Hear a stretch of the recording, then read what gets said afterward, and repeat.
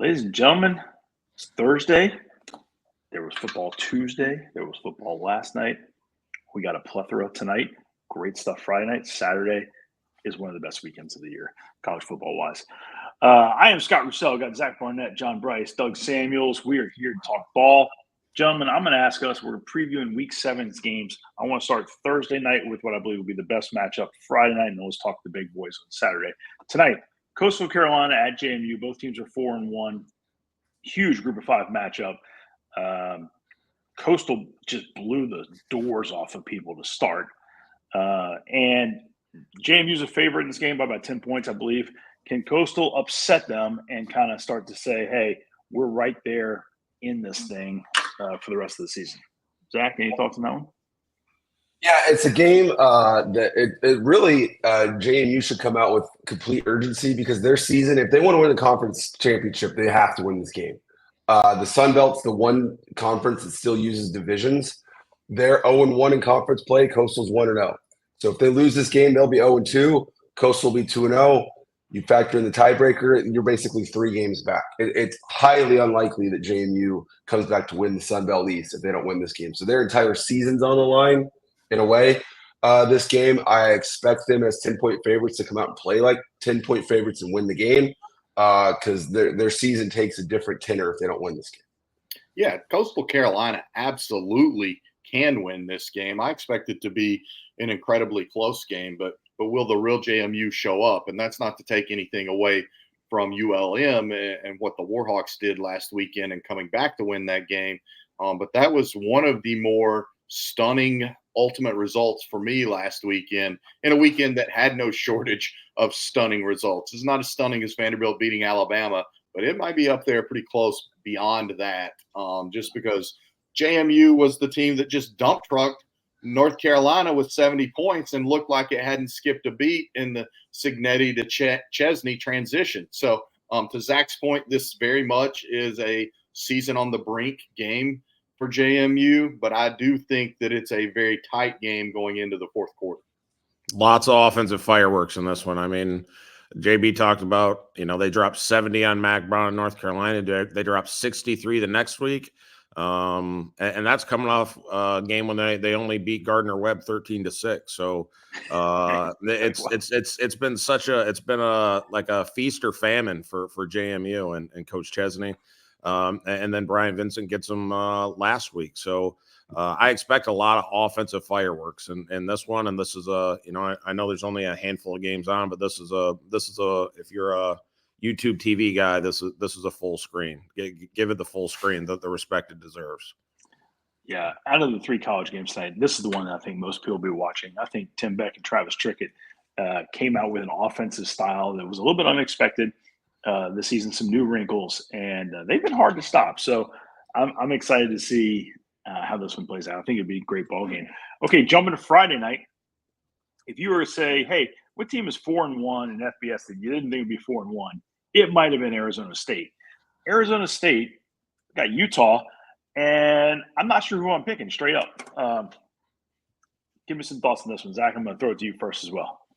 Yeah, just from a standings perspective, I think when you're in these conferences that's not the Sun Belt, we have 16, 18 teams all in one kind of table. It's a lot like a golf tournament on Sunday where you might only be 3 strokes back of the lead, but there's 6 golfers in between you and the leader. And it's hard to leap over all those guys. So you have both of these teams are 1-1 in Big 12 play, but there's, as of now, I think 4 undefeated Big 12 teams. So there's just not a lot of distance, but a lot of teams in between you and the top. So to be 1-2, you're kind of down in the muck and unlikely to make it to Arlington. So this is a pivotal game for both these teams. For Utah, I think everyone's going extremely frustrated with the Cam Rising situation. It's not anybody's fault, but it's like we're one team if Cam Rising plays. We're another team if he doesn't.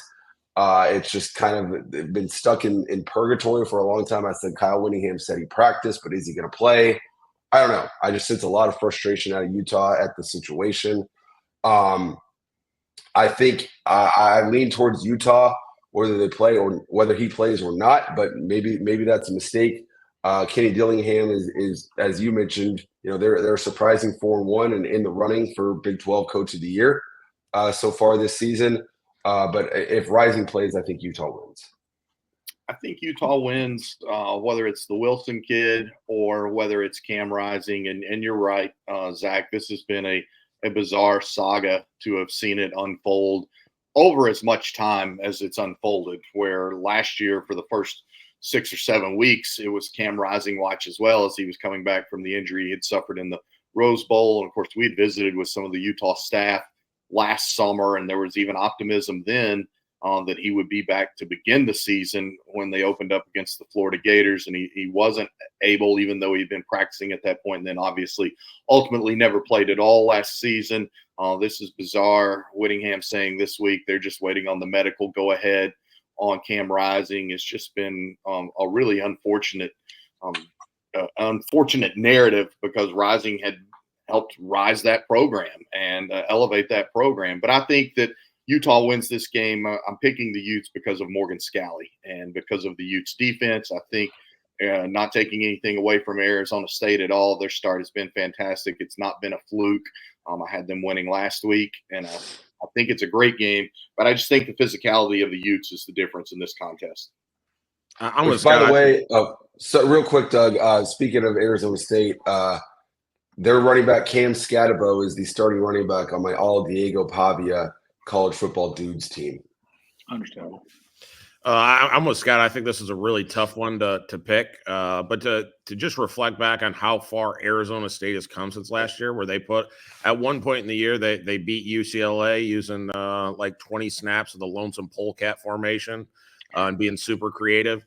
They also had to put out a help wanted essentially for over 300-pound dudes to come play on their field goal unit. Because they were so decimated with injuries, and now they're sitting at 4-1.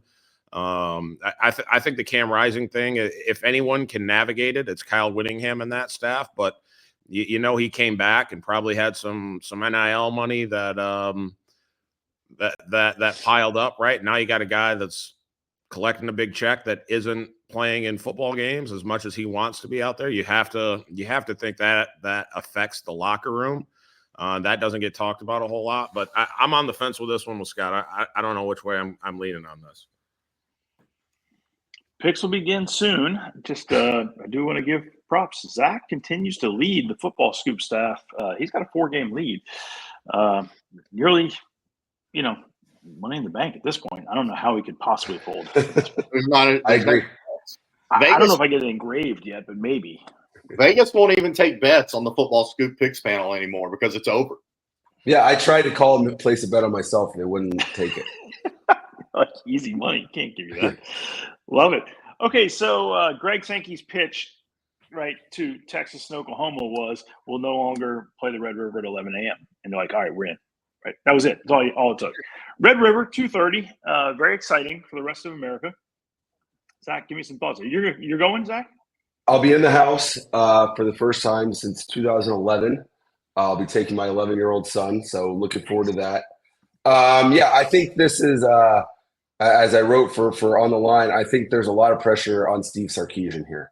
And not from I think it's a must-win game, and not from the literal perspective that he's going to get fired if they lose, because obviously that's not going to happen. But you have Georgia coming to town next week in what could be an all-time atmosphere for your program. Game day is going to be there. It's the Saturday night game, 1 versus 5, really the kickoff. I know they already played an SEC game against Mississippi State. This is an SEC game, but really the kickoff of the SEC era at Texas will be next week against Georgia. And you could have all systems go for that game if you win. If you lose, it's going to be, are we repeating the Mac Brown years where we're really good, but we cannot find a way to beat our rival in Oklahoma? And I got to deal with that crisis within my fan base and potentially my locker room, while also preparing for a pivotal game against Georgia with my SEC and playoff hopes potentially on the line. Oklahoma's playing a true freshman quarterback in this game for the first time ever. Their top 5 wide receivers are probably not going to play. I just saw someone wrote that of the 11 players that were on the field for Oklahoma's game-winning drive last year, not one of them is going to suit up for the Sooners in this game. Texas is a 2-touchdown favorite and should be a 2-touchdown favorite. Maybe it's the 2005 game where you get the monkey off your back and go out win 45-12, or maybe it's a repeat of last year's game where Oklahoma outperforms you, outcoaches you, and finds a way to win due to turnovers. Oklahoma is the number one defense in terms of inflicting havoc between sacks, TFLs, and turnovers. If they can produce one of those types of games where they win turnovers 3-1 and score off one of them or set up an easy touchdown, we get into a fourth quarter where there's a lot of pressure on the visiting sideline in the Cotton Bowl, and Oklahoma's playing loose and free because they have a true freshman quarterback and they shouldn't even be in the game.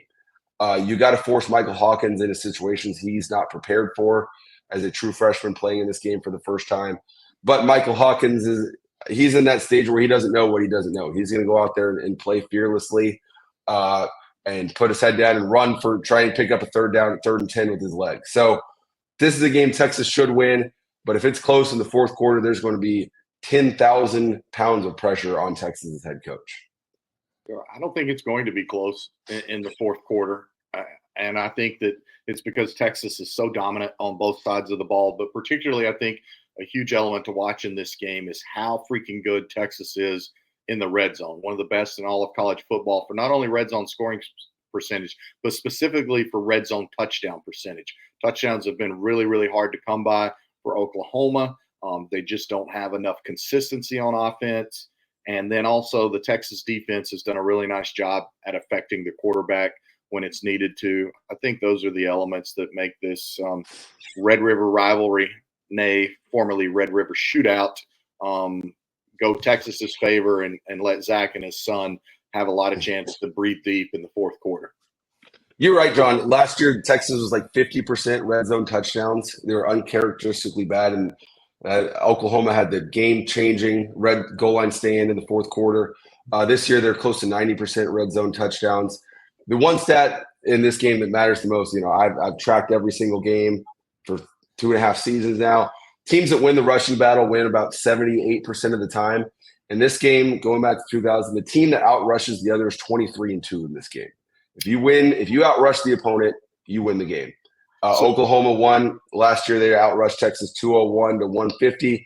Dylan Gabriel and his legs were the key to that game.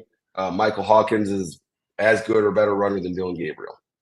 The next 2 weeks are going to be Quinn Ewers' case to join Scott's guy Ashton Jeanty in New York for the Heisman Trophy. And I think that Quinn Ewers takes a step in that direction this week. Again, the Texas red zone touchdown efficiency, I think, is a huge element in this. And to your point, Zach, on rushing the football, and it's a game we'll get to in a couple of minutes, but Tennessee, Florida for decades now, even when Florida was airing it out under Steve Spurrier, they found a way to win the running game, and then they always found a way to beat Tennessee. So the stats are very similar from Texas, Oklahoma to Tennessee, Florida for the team that wins the ground game. I like Texas by 3 touchdowns. Moving on. Ohio State is at Oregon. Huge game. A lot of the really wise pundits up front were calling for could be Oregon's year. Remains to be seen. Could be. Yeah. I'm excited to see this one. Ohio State has been dominant. This is their first big test. Iowa was interesting for a half, but here we go. JB, start me off in this one. Yeah, as I look at this game, I just have not been that impressed with Dylan Gabriel this year, and I don't think that he's doing enough or that Oregon is doing enough vertically to win this contest. I like Dan Lanning as a head coach. I think that I would give the head coaching edge in this matchup to Dan Lanning over Ryan Day, but I like the sum of Ryan Day's staff, and I especially like the Jimmies and Joes on Ryan Day's roster better. This game has seen a lot of fluctuation on the Vegas lines over the course of the week. I think it's an Ohio State statement contest. I think the Buckeyes go in there and win and don't leave a lot of doubt with their victory. And I also think that, yeah, it's been a few years, but Ohio State still remembers Oregon coming into its house and winning a few years ago on national TV. They didn't get the return trip, I don't think, because I can't remember if it was COVID or what it was that caused it to not happen. But this is a game that Ohio State, I think, has the superior roster. And I love the coordinators and what Knowles and Kelly are doing for Ohio State under Ryan Day. I wouldn't have it a 2-touchdown game if it was a neutral site contest. Yeah, I think this is a 10-point game for the Buckeyes. They've got the number one defense in the country in terms of scoring defense. Their offense has been one of the more fun offenses to watch. The way Chip Kelly is using some play action boot concepts is really, really good. Something I'm going to take a look at a lot in this offseason. But they're top 25 in passing. They're a top 20 rushing team. So to be able to put that kind of offense on the board or out there on the field, and then have a defense that was going to be staunch, is going to allow Chip Kelly to take some chances and some shots down the field. And I see the Buckeyes by at least 10 in this one. I think it's equally likely that Ohio State wins 42-14, that Oregon wins by 1. And that's not really, in my mind, a shot at Oregon. This Ohio State team is, I think, the best team in college football. They haven't really been pushed so far this season, so we haven't, I don't think, seen them operate on full cylinders. But in 21 red zone trips, they've scored 20 touchdowns. When excellence and focus and execution has been required, they've been absolutely dominant. So I think you'll see them locked in from the jump in a way they haven't been so far. And I think this is an Ohio State coming out party. If Ohio State's defensive line can manhandle Oregon's offensive line, I think Ohio State wins the game pretty well. If Oregon can win enough plays on the offensive line, I think Oregon's right in it and can find a way to win. Chip Kelly's return will be interesting, will be fun. Chip was really well liked there during his time there. Neither team can afford a blowout in this one. It's got to be a battle for both teams to get to the playoff. And I think both teams probably make it to the playoff. So we'll see a great football game, and cheers to the winner. Staying in the Big Ten, it's kind of weird. Penn State's at USC. USC's 2 losses, right, have both been on the road. This is back home in the Coliseum. Penn State's a small favorite, 3-point favorite, 4-point favorite, something like that. Penn State's got to win this game, yeah, guys. I mean, for James Franklin. Yeah, Penn State's won. I give Penn State a lot of grief for never winning games that matter, but they've won 25 straight against unranked opponents. And go ask Alabama how easy that is. I think given that, I mean, Lincoln Riley keeps saying, we're close, we're close, we're close, we're close. Well, it's time to see it. If they started with that huge win against LSU, if they lose this game, they're 1-3 in Big Ten play. And things have the real potential to spiral. He's 5-7 in his last 12 games at USC. So this is a time I think USC should play with a desperation we haven't seen so far out of them this season. Given that it's at home, I'm not prepared to make a pick. I know you guys are waited with bated breath to try and catch up my insurmountable 4-game lead.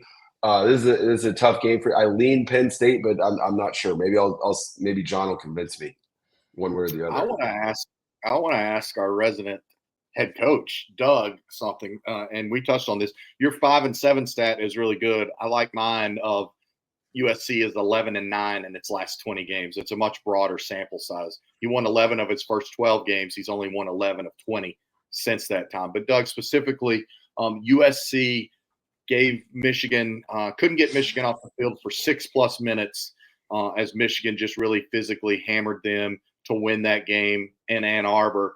And then last weekend, Minnesota mounted a game-winning march in which the Gophers had the ball for more than 5 minutes there at the end of the game. And as Zach chronicled, PJ Fleck didn't even pause before going for it on 4th and 1 in a tie game where a field goal gives you the lead, you're at home and there's less than a minute to play. He just said, no, we're going to big boy these guys. So Doug, as our head coach, what does that do to a team's mentality? And maybe what are some of the steps you would take over the week to keep that from getting in there? Because jerks like me are making it a narrative. So what's your question? The physicality? No, my question is mentally, how do you, when you've had 2 games where you've lost because your defense just got whipped and could not get them off the field, how do you keep that mentality from lingering, or how do you keep that mentality from even being the team's mentality and only being the outside mentality, like I said, of jerks like me? Well, I mean, this is the same USC narrative that we've kind of had since Lincoln Riley's been there, and has probably has assuredly followed Lincoln from Oklahoma, right? That they haven't been physical enough. They're not great tacklers, so you try to fix that with a defensive coordinator change. And I think that's the biggest knock on Lincoln Riley right now, is not as an offensive play caller. It's not recruiting. It's how your defense performs, especially in these critical moments. So, I don't know what I don't think there's an in-season answer to that. I think it's an out-of-season answer with your strength conditioning staff, with kind of a position inventory on how you play and what you're expecting those guys to do. So I think that's not something that's going to get solved in season. That's something you got to tackle out of season. But we also have to acknowledge the toll going on the road takes, traveling from California to Minnesota for a game. They get Penn State at home. They're going to travel all the way across the country next weekend to take on Maryland. So that's got to play a factor. I'm sure USC has the resources for all the psychologists and everything like that to try and mitigate those concerns. But it's the same narrative that's followed Lincoln Riley. I think I saw something the other day that if you look at Lincoln Riley and Clay Helton's tenure to the same amount of games Lincoln Riley has played, it's very, very close. But for whatever reason, the narratives around them are very different at this point. So I think that's very interesting. I love that insight, Doug. I appreciate that. I didn't mean to put you on the spot. And then I want to interject one other thing that maybe I'm ignoring, and that is I had an agent and a couple of coaches reach out to me today or this week who had heard our podcast on Monday and heard me talking about USC and the defense's inability to get off the field. And what they said was, but how closely have you watched them on offense? They're kind of hard to watch right now on offense. And that's something that I think we take for granted because it is Lincoln Riley and we just think they're clicking on cylinders on offense and they're doing a lot. But these guys pointed out to me that no, USC is its offense is not lacking culpability in those two losses either. But you also lost a generational player at quarterback. Like, to expect Lincoln Riley to have the magic to just fix that with play calling is not realistic either. Yeah. Well, and their offensive line has been a disappointment. We talked about it on this pod going into the season. They were touting those guys, and Jonah Monheim has been really good and a leader at the nucleus of that position, but they're struggling at the tackle positions as well. Saturday night, I'm going to be in Tiger Stadium. Ole Miss in town, has potential for fireworks. Should be highly entertaining football game. I suspect whichever defense plays better and gets a couple stops in the fourth quarter wins the game. Both teams can put up points. Both quarterbacks, when they're clicking, they can just hit you long all day long, and they both like to look long. It's a game Lane desperately wants to win and would love to win in Baton Rouge.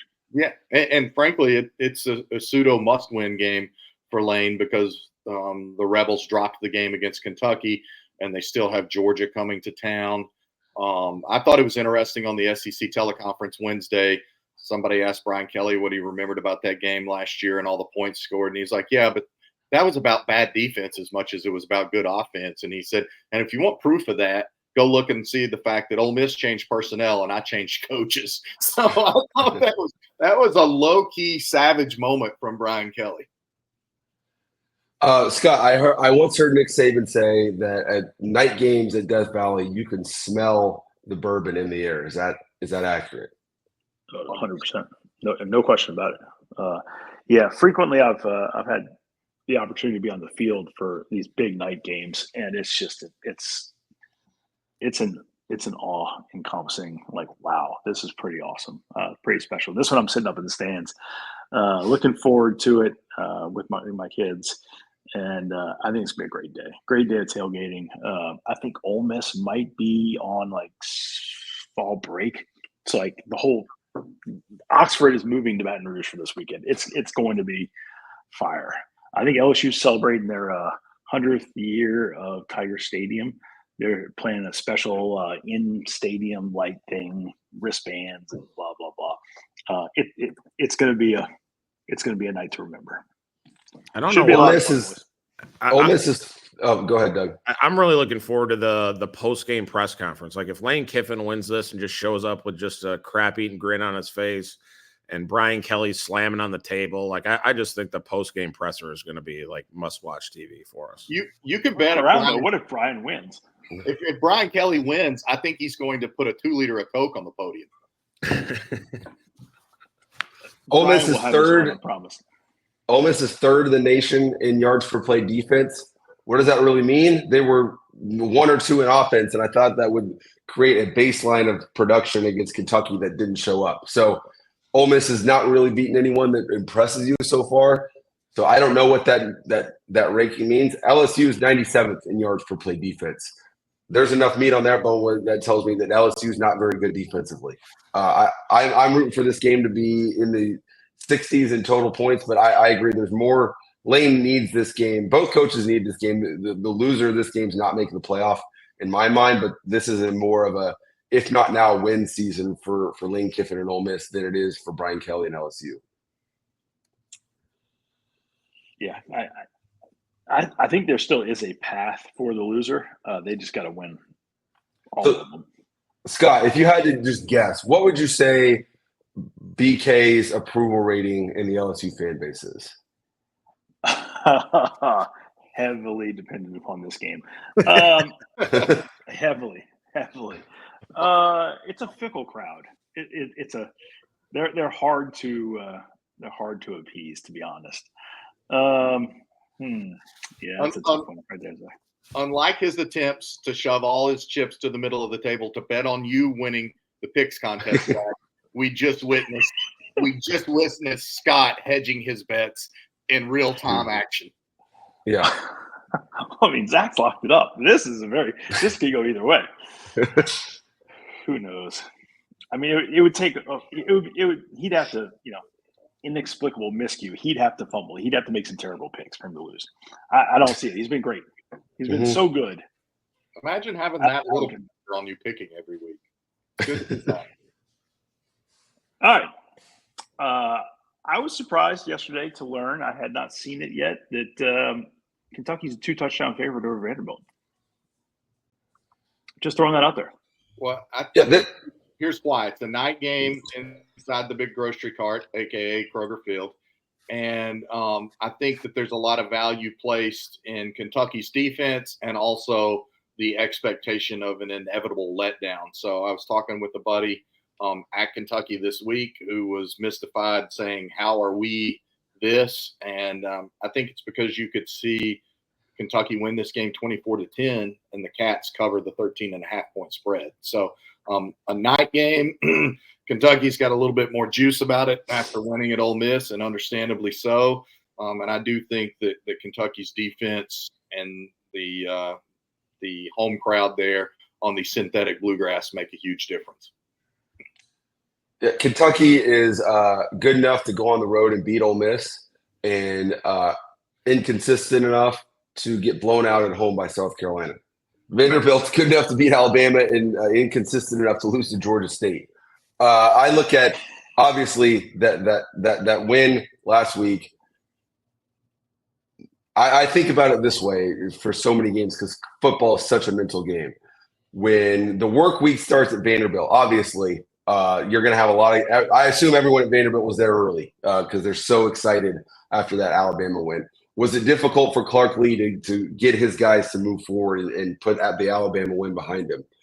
I don't know. I assume probably not, but these are college kids. We never know. Diego Pavia did more interviews this week than Donald Trump and Kamala Harris. So how focused was he on the task of Kentucky? On the other side, I'm sure in the Kentucky defensive meeting rooms, they had every single eyeball was watching the screen because they just saw what Vanderbilt's offense just did to Alabama's defense.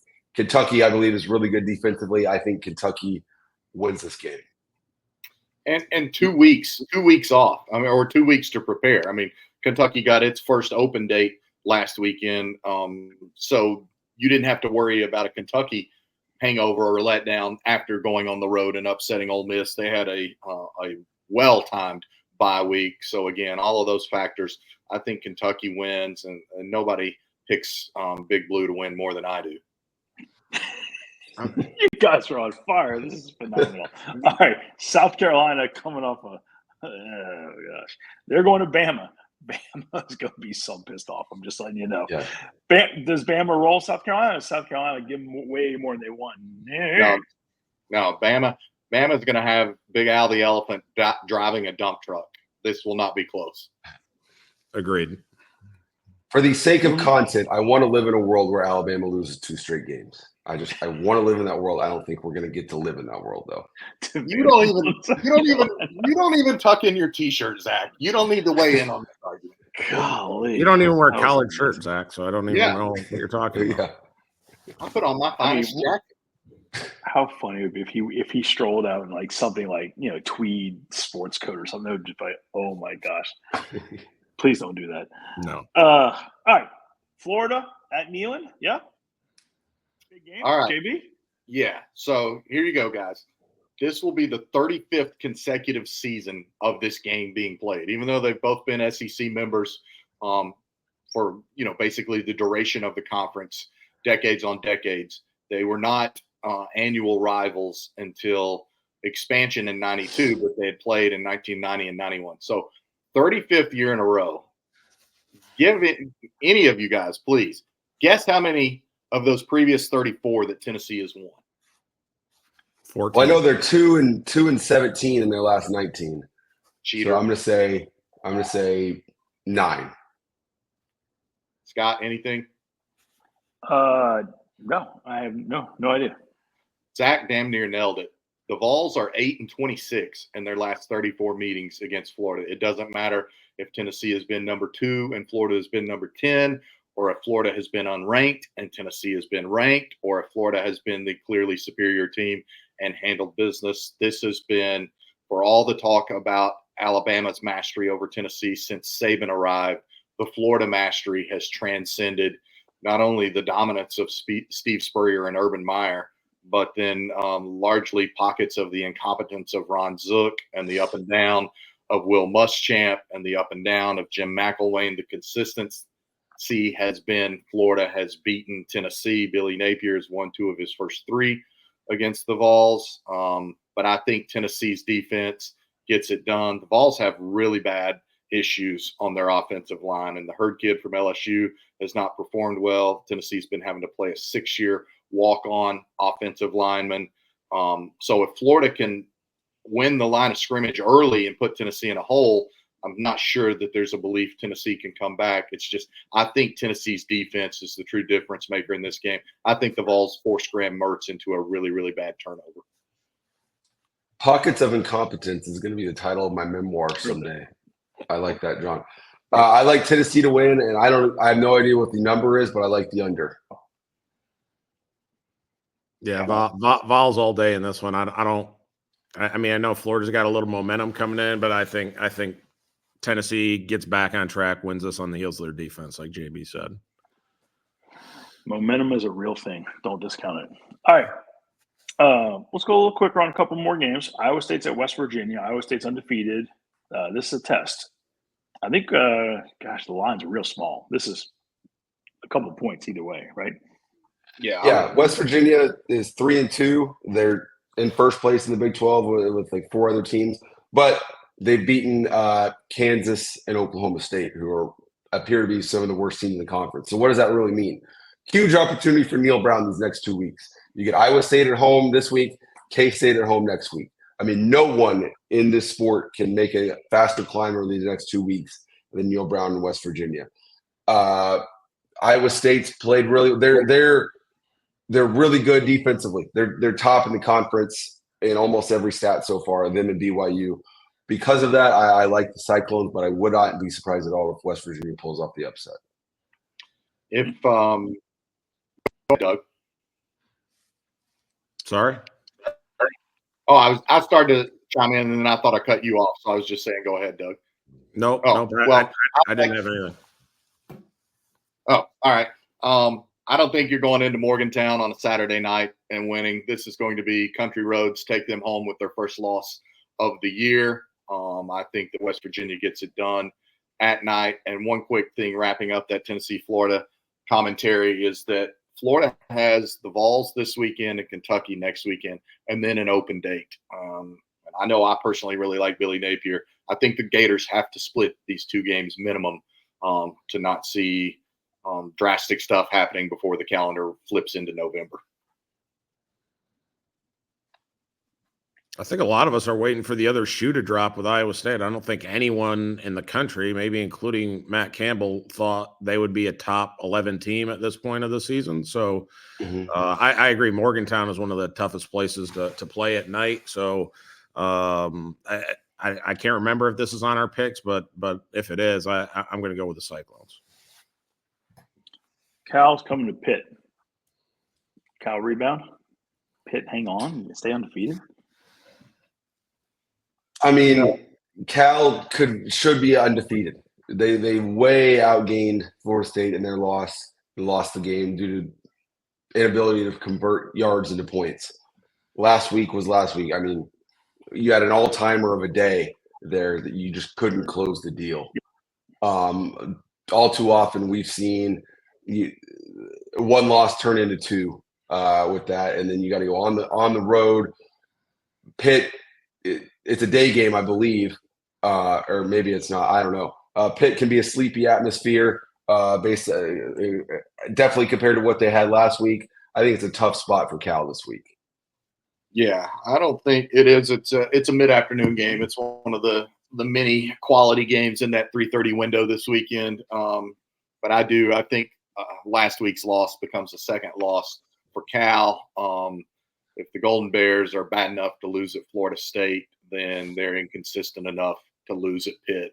And Pitt's maybe the most surprising 5-0 team in the country. I would put them alongside Iowa State for being among the most surprising, still undefeated teams at this point in time. But Cade Bell has been a revelation for Pat Narduzzi and the Panthers. And then we know Pitt plays really quality defense. And the Mendoza kid took a real hard shot last week that was controversial for being targeting or not being targeting. And had it been targeting, it would have ended the game and preserved Cal winning that contest. So I'm curious to see how Cal bounces back.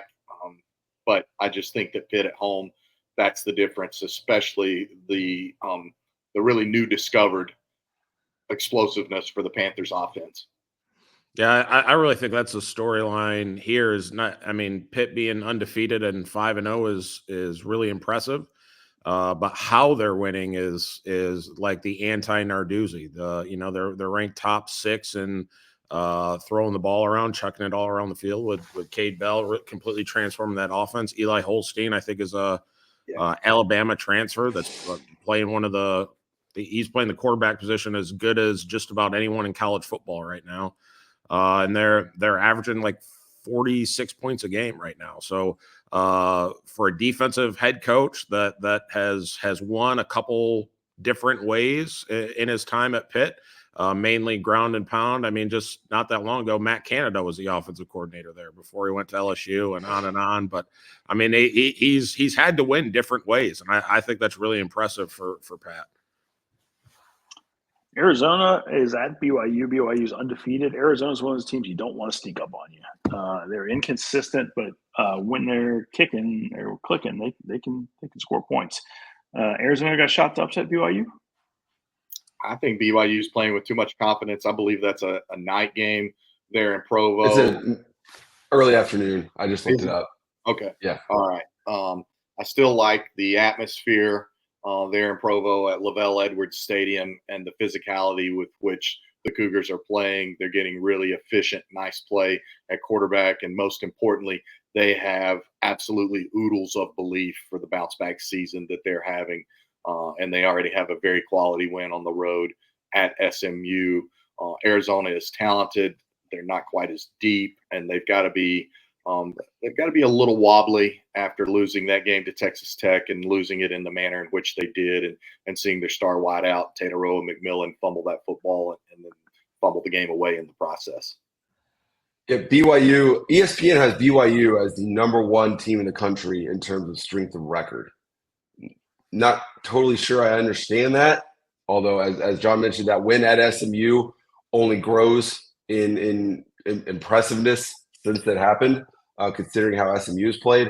Having said that, I don't think Arizona has enough on offense against BYU's stellar defense, especially in Provo. Stop me if I'm wrong, but wasn't the win against SMU and SMU was playing that other quarterback? I thought think I thought it was look it up. Yeah, I thought it was maybe Jennings' first start, but I could be wrong. Oh, I don't know. I don't remember either, but I thought. I think it was the other guy. Anyway, whatever. Moving right along. It was Arizona's Jennings. got a shot. Yeah. Okay. All right. Last big game I want to dive into, and we'll touch on some other ones real quick. Kansas State is at Colorado. Prime is 4-1. Kansas State's quality football team. Can Prime do it again? I don't know what to make of Colorado. But what I'm seeing right now is a quality football team. We know the baseline talent on their offense is really good.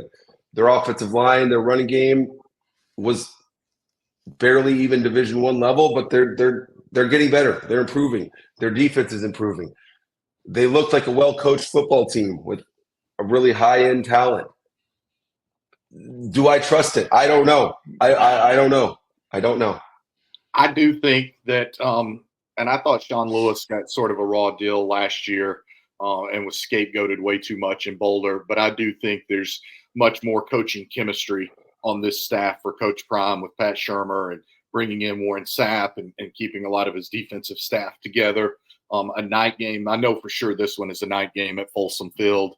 Another primetime affair for Coach Prime, Shedeur, Travis, and the Buffaloes. And I like Colorado in this game because it's home. I would pick the home team in this game because I think overall they're similarly matched squads. A little more explosiveness on Colorado offensively, a little bit more just everyday grit for K-State on both sides of the football. But I give the edge to what I think will be a really electric atmosphere, and the Colorado Buffaloes playing at home. This game, numbers-wise, reminds me a couple weeks ago of Colorado's matchup with UCF. UCF had the top rushing offense in the country. Kansas State comes in with a top 7 rushing offense. So are we going to get the Buffs defense that put the Gus bus in the repair garage, or are we going to get the Buffs defense that has played in the other games that's given up buku yards on the ground? So Chris Kleiman is going to come in and want to run the ball and impose his will, and that's who he is. That's their identity. They don't throw the ball very well, like 110th ranked or so in passing offense. So they're going to control the clock. They're going to run the ball. They're going to keep the ball out of Shedeur and Travis Hunter's hands. And I'm going to go with K-State in this one.